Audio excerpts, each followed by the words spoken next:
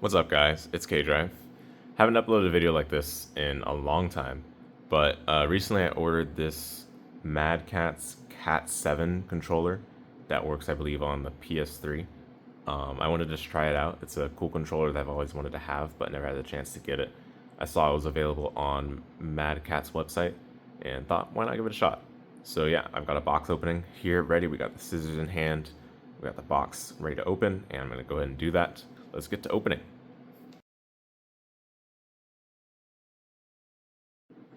So yeah, the box is now opened. This is what the controller's main box looks like. Looks very clean.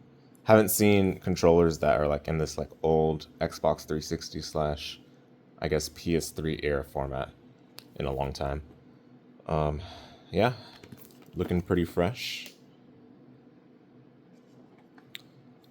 Normally I think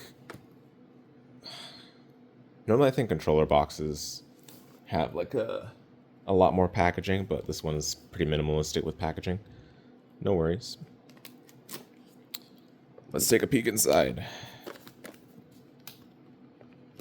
Well, it's kind of hard to angle myself properly while showing the box on the screen still. Oh, I forgot to remove this piece of tape.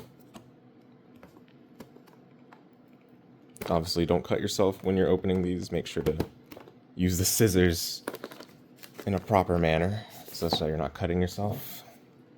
Okie doke. This is the box. And I believe it opens from the bottom. Oh, another piece of tape. Okay.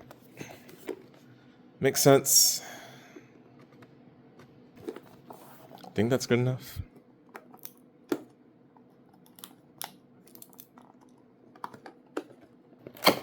Oh, there we go. Had to remove the tab that's there. All right, let's take a peek inside. Oh, there's the extra packaging. Okay.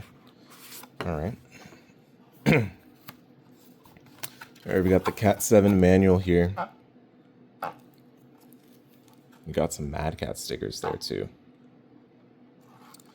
All right, we can set that aside. And this is the controller. Oh, looks very fresh, very nice.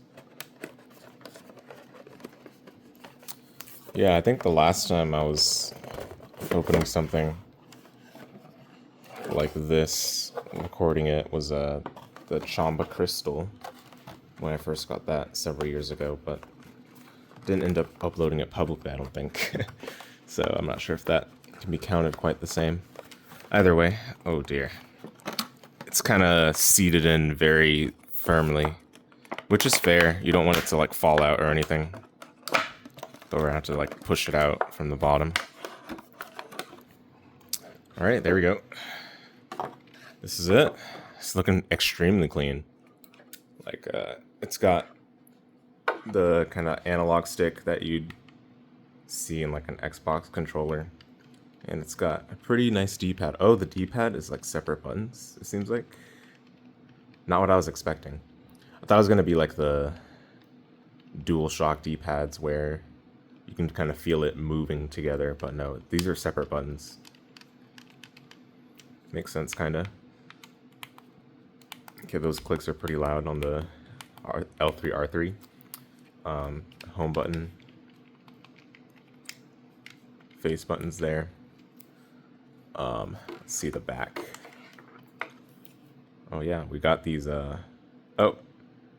Yeah, I guess these are the programmable buttons they were talking about on the website that I was looking at.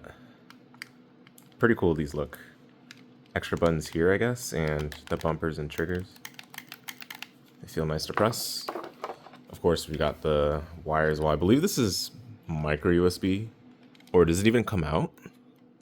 It does, yeah, micro USB. And it's nice, it's got like a nice little crevice that you can put it inside so that's not sticking out. That was one of the issues I had with the DualShock 4, is that the port for it causes the wire to stick out and it makes it kind of move very easily. But this one is nice in its like own little port. So I like that a lot.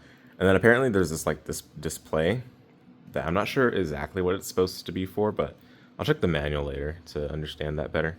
Yeah, overall looking clean. Can we get like a shield dash going? Ooh, the like kind of curved edging on this makes it kind of hard for me to grip it like I normally do for like an 8-bit controller. But the buttons are like really, they're not like clicky, so I think that actually makes it easier to press them like without having to apply too much force. So I kind of like that actually. But yeah, I'm excited to try this out, and I'll cut to some footage where I'm trying this out on one of my PS3 games. So I'll see you guys over there.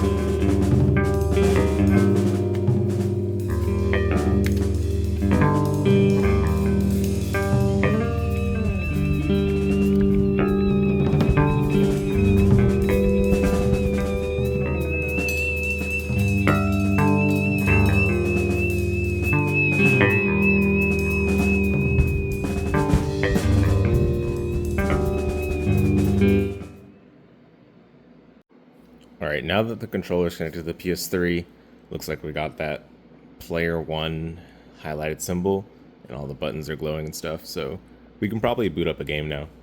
Let's see if it works properly. I don't know if I can get the controller on the screen while I'm looking at everything, but we'll try our best. Something like this.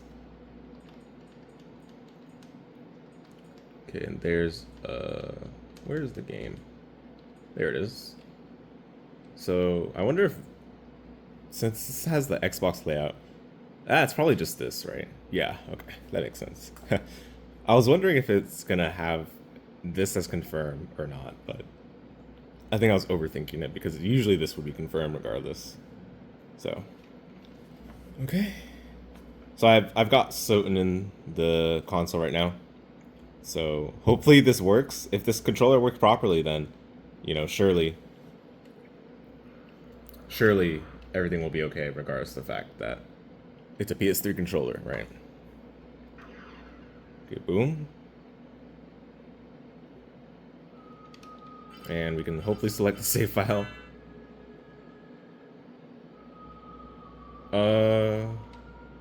Do I have my card in here?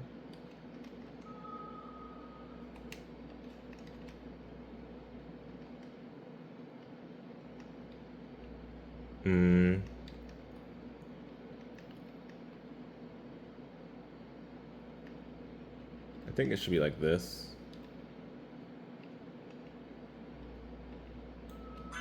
There we go. Hopefully that works. Yeah, okay, there we go. I think this is my, like, completed save file or something.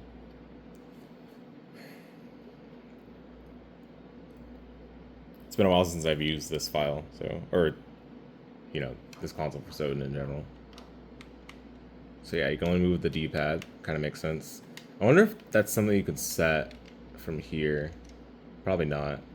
Because on the original Soten, like, you couldn't use the analog stick. Analog mode, digital.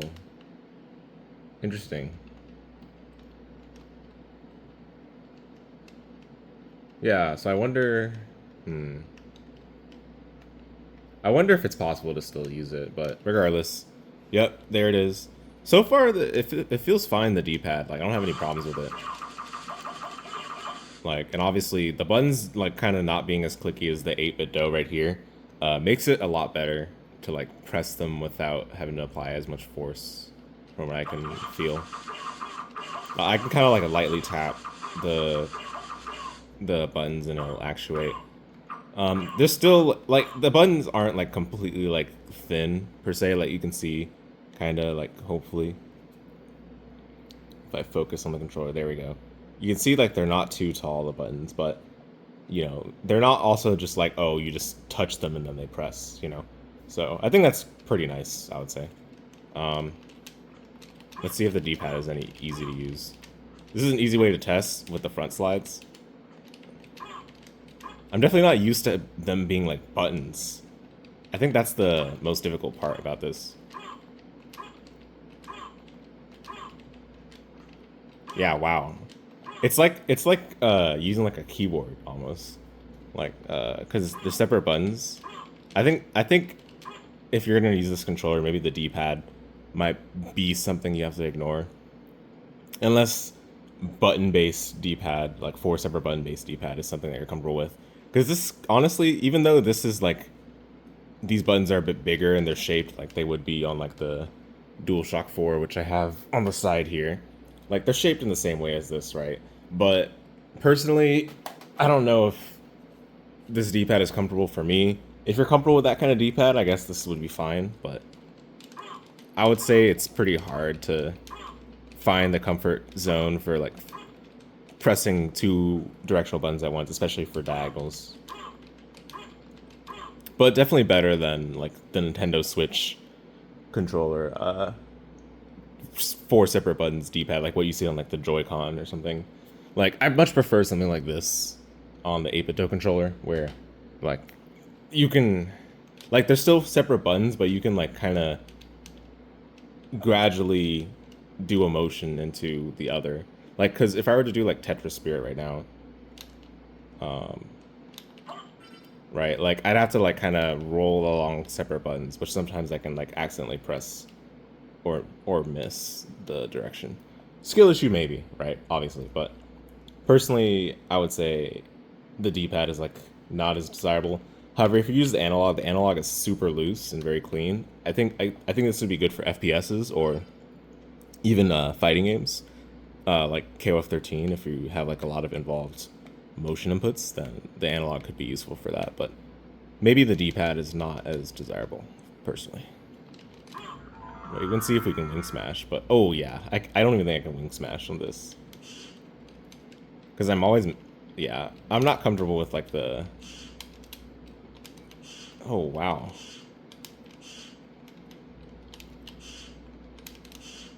Yeah, I don't think I can, because it's like so weird to, okay, there, I got one at least.